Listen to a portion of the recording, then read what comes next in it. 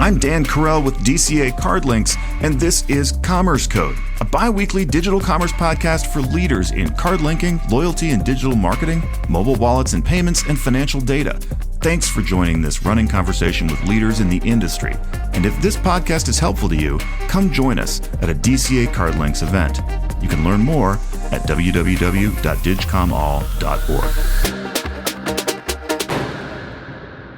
This week on Commerce Code, I'm talking with Keith Smith, the CEO of Payouts Network. Payouts Network's PayNow platform executes instant payouts, digital credits, and pay with points. And as the name suggests, PayNow executes immediately. Today, Keith and I are talking about points as programmable currency. Points as currency is a topic I've found interesting for a long time. We've lived in a long period in which people, I'd say Americans especially, never really questioned or even thought about much what currency is, how it works, or whether it might change. A big picture view suggests that currency can be lots of things, and it's not ridiculous to think that the next step in currency evolution could come out of the points, rewards, or loyalty landscape. So this is that conversation, but you probably noticed that the title is Points as Programmable Currency. Now, that's fascinating. Commerce Code listeners are a sophisticated bunch in the points and payments space, so I think each of you can probably imagine different ways a currency could be programmable and how that might work. It's a big idea, and like so much these days, it's happening now. So stay tuned for Points as Programmable Currency, a conversation with Keith Smith, CEO of Payouts Network. Commerce Code is brought to you in part by VantageScore. 8 of the top 10 banks and over 3,400 leading banks and fintechs use VantageScore to predict and manage repayment risk. Learn more about the latest advances in credit scoring and how to grow your lending business by leveraging financial inclusion at VantageScore.com. Keith, welcome to Commerce Code. Great to have you here on the show. Yeah, good morning, Dan. Great to be here. Appreciate you giving me the opportunity. Absolutely. No, it's great to have you on. Well, so it's June as we sit here and record this. I think it'll probably drop in July. And you and I talked at a DCA conference a while ago about the fact that you live in Bozeman, Montana. And I think of Montana as being like paradise in the summer, but to be totally honest, I've never been there in the summer. So are you outside doing wonderful? Do you fly fishing? I mean, does there a river run through it? Is it amazing? Like, what are you doing this summer? Yeah, fly fishing and pretty much a lot of time on the water, riding horses and playing golf. But it's a tough life. That's awesome. That is terrific. So good. Well, look, we're, I would say like not in spite of that, but like the thing that funds that delightful sounding lifestyle is, the great work that you do at Payouts. And so I want to talk with you about points as programmable currency. And, I said up top that I've always found points as currency to be really interesting and that there's something interesting and important about programmable currency. So let's just maybe lay out the idea of points as currency to begin with, and then we can sort of get into the programmable part. From your perspective, where do we stand on the evolution of points or rewards into a sort of a fungible currency? It's a fascinating topic and one that I think people have tried to solve for years, Dan. And, I think where we sit in this is that loyalty obviously is key to every business that comes to mind, right? And engagement and being able to acquire it and then protect it and monetize it. And I think that where we sit today is there's so many programs out there that I think there's a stat that the average consumer today participates in like 18 different loyalty programs. And, they really only engage in about half of them and, or utilize half of them. And so I think that we're trying to figure out how this points or whatever the token is, right, people are earning, how do we really help consumers to monetize that, to take loyalty to the next level? So I think today, we sit in an environment where it's a little bit stagnant and tiresome, and there's not really a new way, but we've moved through this age of personalization, through this age of self-serve, through this, global economy. But today we're still very restricted when it comes to the points we earn. And I think a lot of that's driven because of the lack of technology, right? It's hard for the program managers to really help take this to the next level. And that's what we're focused on at Payouts Network when it comes to, turning points into the next currency. It is remarkable. We see this in so many ways, and I guess our mental model of change often is over 20 years or whatever, some period of time, a certain amount of change takes place, and we kind of imagine it to have been incremental. Sometimes it is, right? I mean, Apple releases a new iPhone every so often, and it gets a little bit better each time. But in most cases, it goes through long periods of being kind of the same, and then there's a rush of change all at once. And I think I'm right when I think of loyalty and rewards programs as being kind of like that. In many ways, they've been really the same for a long time. So, from your perspective, what's the next thing that kind of needs to happen to make, to move things forward? So, for example, to make open redemptions more fluid, less restricted, is it basically fixing point of sale or integration bottlenecks, or is it something else? Yeah, so I think it's a couple of things. One is definitely the point of sale, right? How do you do this without having to have the merchant update their point of sale, right? How do you bypass or prevent having to retrain the employees at the point of sale, right? And there's only so much real estate at a point of sale, right? So there are only so many issuers or so many programs are going to get integrated. It's like on the iPhone, even though iPhone supports layers and layers and layers of apps, the point of sale is not that sophisticated or capable or that efficient, right? It costs for these retailers to do that. So one, I think point of sale. I think the second part is being able to deliver a piece of technology or set of technology that allows the issuers or the program managers to be able to customize or modify these programs in real time and personalize them, right? And so is it seasonal or is it cardholder base, right? And so are you dealing with, pay cards, or are you dealing with a premier card, a, co-brand frequent flyer card? Or are you dealing with card designed around travel or high spend, right? Or is it everyday spend, right? And where are you trying to engage that consumer? And I think that point of sale is a challenge. And I think the other challenge is there's not a usable piece of technology out there today that allows these issuers and program managers to really help customize their program to monetize or maximize the value for them and for the cardholder. And so, to feed the whole ecosystem. And that's what another one that, we're focused on doing with our platform and our rules engine is being able to deliver that and solve the point of sale problem. But I think those are the two, Dan, I think those are the two big hurdles. Absolutely. And I think it's, again, on things not changing and then changing all of a sudden, the point of sale, the credit card swipe, or the experience that you had as a consumer at the point of sale was the same from when I was a teenager until a minute ago, and it has gotten so much noticeably better, right? I think the experience has gotten so much noticeably better. So consumers who knew nothing about it would be able to tell that like change is afoot, which is healthy, and that's good.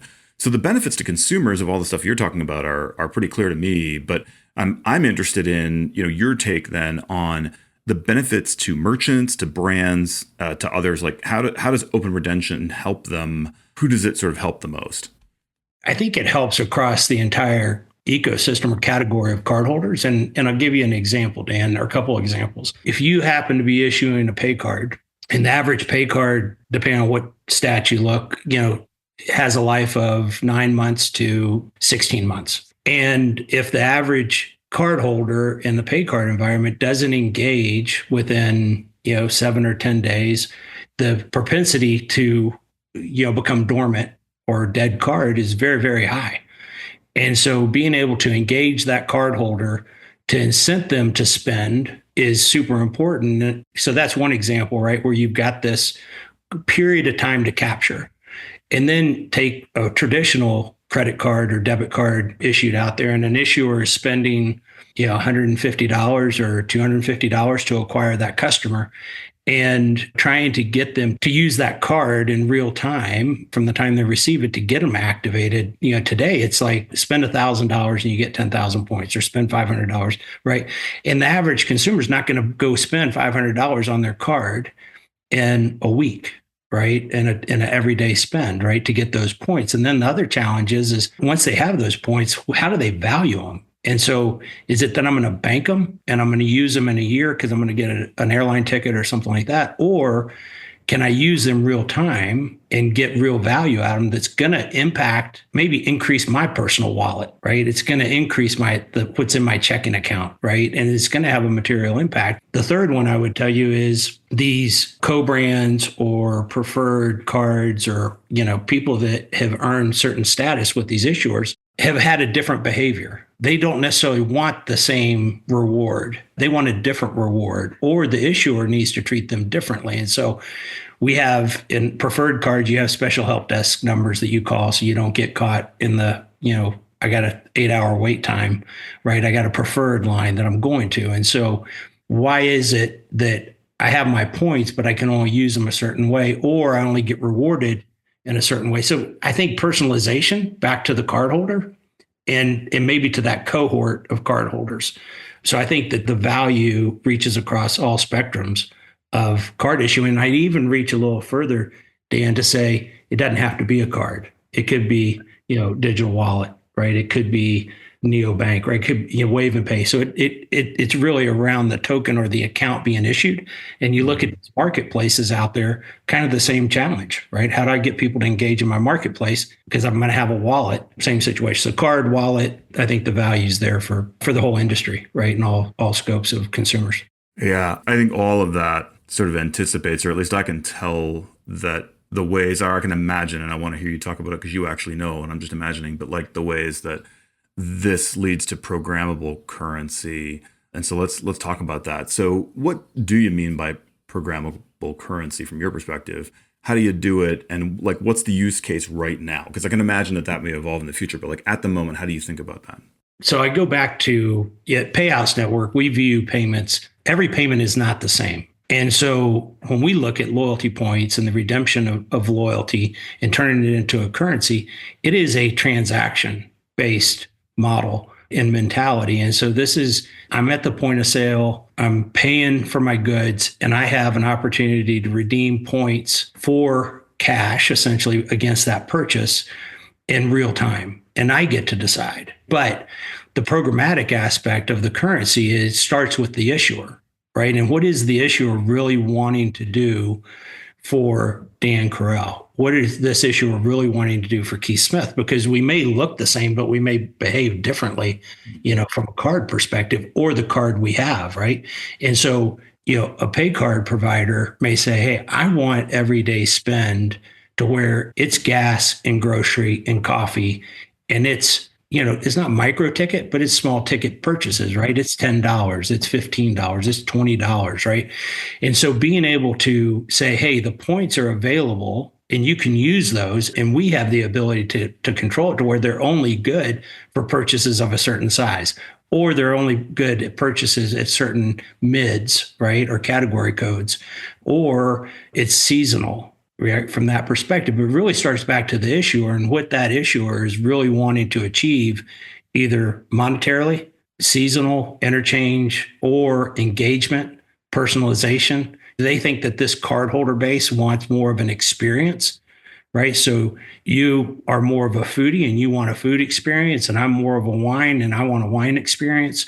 When we say programmatic, that's what we're talking about, is being able to do that and not have the challenge of point of sale. And the other part, Dan, I think that's super important is being able to run the future of loyalty on a national basis, national retailer to the small mom and pop, hyper local. Like here in Montana, it's a beautiful place to live. There's not a lot of people. Maybe that's why it's so beautiful to some of us. But there's the little coffee shop. It's not a Starbucks on every corner. It is literally the drive-up coffee shack in the middle of a parking lot, that you're going up to. Can you redeem points there? For some people in this part of the country, that's important, right? In other places, people want to shop local to support in New York City the local merchant. And so how do you reach that? And through technology that we've built, these program operators and issuers can do that without having to touch the point of sale, right? So I think it's super powerful. I think it's leading, the future of where we're going. And there's going to be other things that influence it, but programmatic spend, starting with the issuer and going down to, what is the best experience for my cardholder is how we look at it. Yeah, I'm thinking about one of the many different dimensions I'm sure that the programming can work on is, driving urgency is just a big is a big challenge, right? It's worth more and it's worth something different if someone is going to redeem it sooner. And so I think that just strikes me as something where, and people would keep that in mind, like, hey, I got to use this by the end of June or whatever. So I got to imagine that's one of those things. But two, the ability on the platform you're talking about for people to do A/B testing, right? Like, is it better if we give them a month, or is it better if we give them 3 months? Well, you could try it with, you could do cohorts. You can do, there's ways of figuring that stuff out on a platform as flexible as what you're talking about, which would be, a lot harder to do in other environments. So I'm thinking, Commerce Code listeners are largely insiders and have a pretty good handle on some of this stuff. And so I want to get in the weeds a bit, which is, what are the sort of technical, maybe organizational shifts that are needed in order to be able to treat, points like programmable money? What do organizations need to do? So the technical lift is not that big. Because you guys have basically done it. That's right. Yeah, because we've done it end to end, right? And we're a white label technology, right? So we drop in the consumer brand and do the integration. And then the change that has to happen is really around the mentality of personalization in the moment, real time, helping drive behavior, but also helping support behavior, right? And so don't force me to do something I don't already do. Help me do what I do today and reward me for doing it in one way. And so I think that's the shift that these insiders, these companies that are in the business need to think about is, how do I change my mentality? How do I take this technology and reduce waste, which is unspent points? How do I reduce waste on the cost of acquisition and dormancy, right? How do I reduce waste around ineffective communication? And so it doesn't require a new budget. It's just how you're going to allocate that budget. And how are you going to use this technology to have better insights and better analytics and be able to do your A/B testing, to your point? And, if we issue out today, a card, or we have the cardholder turned on, and there's the ability to drive behavior in a day or in a week or in a month. And there's all kinds of partnerships out there today between issuers and retailers or service providers that, being able to know when there is a slow time of the week, right? There is a slow time of the year. And how do I work collectively across the ecosystem and maybe spike the value of the point, right? So the whole ecosystem benefits from it. So I think internally for the insiders, I think it's a mental change. I don't think it's a budget requirement. I think it's reallocation of a budget and focused on better engagement and reduced waste. So that's in the weeds, and then I'll go all the way up to the highest level. It does sound like, I don't know if you think about this as your goal. I don't know if you wake up every morning and say, hey, we're gonna redefine loyalty economics, but it feels like it could, right? If you fully taken to its logical conclusion. And so how do you think that this will sort of impact or redefine loyalty economics from, for the issuer, the merchant, the cardholder, perspective? What's going to be different, as this thing builds out? When I wake up and think about this, I really do think about loyalty points as a currency, right? I think about the cards that are in my wallet. How much cash do I have on me, which is very little these days? And then how many points do I have, right? And what am I going to do? And trying to get to that aspect. And previous in my career, we built mobile banking, and everybody said, you're crazy. You're not going to bank on your phone. The feds aren't going to let you, and all that. And then today people wake up, grab their phone, they check their balances, they move money, they pay bills. And so for me, I wake up thinking of a world where people are going to wake up and they're going to have a credit currency on their credit cards. They're going to have their cash currency, which is their debit card. And then they're going to have their loyalty point currency. And they're going to have the ability to choose and spend. And in the ecosystem today, interchange is kind of king, right? And so, but these points are going to have value. And what is the definition of interchange or the monetary value is going to be, I think, really well identified and easy to measure as to what I'm getting in return, both as a cardholder and for the issuer and for the merchant. Yeah. That's terrific. Well, look, this has been a great conversation. And I look forward to continuing it at some point on Commerce Code in the future. And maybe at one of the DCA conferences, we'll see each other again as well. But just a pleasure to have you on the show. For anybody who's never done a Zoom call with Keith, I just want to say, it's like going to Montana. I mean, you can't see the background. You're listening to a podcast, but he is in Montana. And I won't even spoil it for you. Sometime you do a call with Keith, you talk to him, and you'll get to find out. But it's like, it's been nice. It's been like visiting Bozeman. And so, Keith, thanks a bunch for taking the time to chat with us. Any closing thoughts here on the topic before we wrap up? I think that if any of this, intrigues you, give us a call. We're happy to engage with you. And, it's easy to turn this technology on, see if it works. Happy to share our learnings. And I don't think this is a matter, Dan, of if. It's just a matter of when, right? I mean, it's well developed, well founded, and I think it is being used today, right, in the market. So, we've got the data to support it, and we really just appreciate you having us on or having me on and engaging in this. I look forward to seeing you at the next conference or on the road in the airport someplace. Yeah, absolutely. Thanks so much, Keith. Have a great day. All right, you too. Thanks.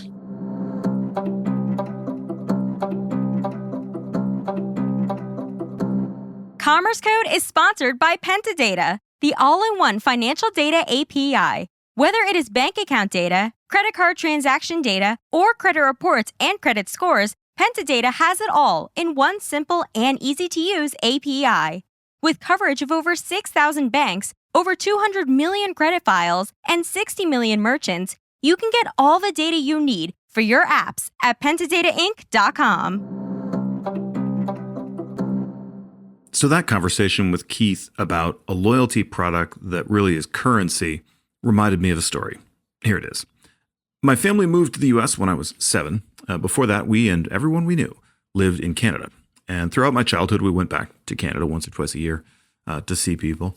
As kids, we had a mental catalog of things that meant that we were in Canada: candy and breakfast cereals that you couldn't get in the United States, the fact that half of every product label was French, how the food at McDonald's tasted a little bit different, and you could get vinegar with the French fries. A ubiquitous restaurant called Swiss Chalet. I mean, it wasn't that great, honestly, but we thought it was a big deal. And this is the point: Canadian Tire Money.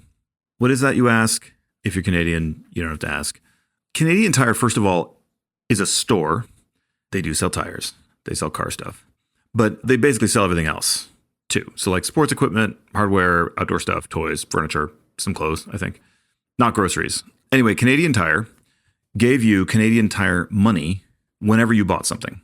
They were paper bills. They were more colorful, as I recall, than regular Canadian money, which is already more colorful than American money. But they were basically paper money, printed apparently on the same paper that Canadian currency was printed on, but in very small denominations. So like 5 cents, 20 cents. But you would collect that Canadian Tire money. And of course, it was redeemable at Canadian Tire for just like the face value, 5 cents, 20 cents, whatever. And you'd end up with these huge piles of bills if you shopped there much.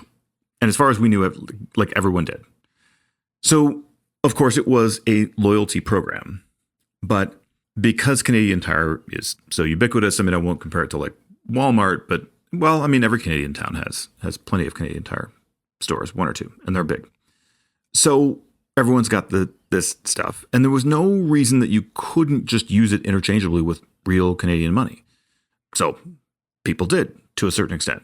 And other retailers occasionally would just accept it to some extent, like to match the offer, if you will, but it's not really an offer. It's just currency. And everybody knew that it was usable. So there you are. I tell this story because it's an example of a reward that fully transcended the world of loyalty programs by just being currency. It was widely useful. It was universally known. Everybody knew what it was worth. And if the aspiration of a loyalty program is to give customers something of value that they can use anywhere, and this was probably the key thing with the Canadian Tire thing as well, but regularly reminds them of your brand and brings them back to you. If that's the standard, Canadian Tire Money must be one of the more successful loyalty programs in history. There were just like piles of Canadian Tire Money lying around every Canadian household when it was still being issued. It's not issued in paper anymore. They had to evolve the whole thing. It's not what it used to be, of course. But at its peak, it was a big deal. Last thing about Canadian Tire Money, it was like money. So therefore, there was someone on it. And I had to look this up. I mean, I never thought about it as a kid. But, like there's the Queen or there's a president or there's somebody, on money. So the Canadian Tire Money guy on all the denominations, like the different bills didn't get different people. There was all the same guy. And his name was Sandy McTire. He was obviously fake. He had a giant, I think it was a curly mustache. and he smiled at you, which is very unlike the Queen on The Real Money, who, in my recollection, was definitely not smiling at all. Commerce Code is a bi-weekly podcast bringing you conversations with executives who are leading the way in digital commerce. If you like Commerce Code, your company should join the Digital Commerce Alliance and become part of our mission of advancing trade for good through standard setting, industry networking, conferences, and best practice sharing. Check out our website at www.digcomall.org. On behalf of DCA, have a great week.